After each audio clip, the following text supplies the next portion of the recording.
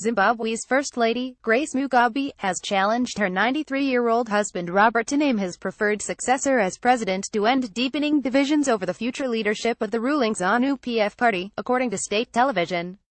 Robert Mugabe, Africa's oldest leader, has ruled the former British colony since independence in 1980 but has insisted that ZANU-PF, and not him, should choose his successor. But at a meeting of the party's women's wing in Harare, Grace Mugabe contradicted her husband, who also attended the meeting. The First Lady and ZANU-PF's Secretary for Women's Affairs has challenged the president to name his successor, saying this has been the trend in other countries, CBC said online. The First Lady said there is nothing wrong with Mugabe naming his successor, saying the move will enable all members to rally behind one candidate. Robert Mugabe did not speak at the meeting. His wife has previously said Mugabe could rule even from the grave. If God decides to take him, then we would rather field him as a corpse in the upcoming election, she said early this year. This is the first time Grace Mugabe has publicly urged her husband to name a successor, although she did not say whether her statements were aimed at next year's election.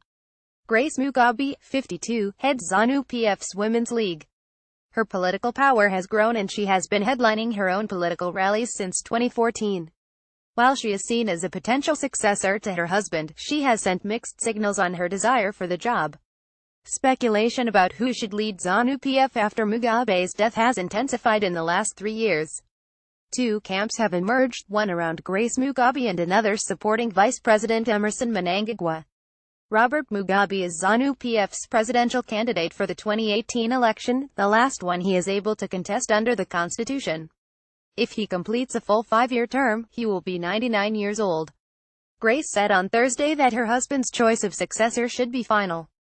Elections are due after the 21st of July next year, according to the Constitution, but political analysts say Mugabe could call for an early vote, citing his frail health, and that he may want to take advantage of divisions within opposition ranks. An early election would require Parliament to vote for a dissolution, which is highly possible given ZANU-PF's commanding majority. Zimbabwe has traditionally held elections in March, with the exception of 2000 and 2013, both years when elections were delayed by a constitutional referendum. Reuters and Associated Press contributed to this report.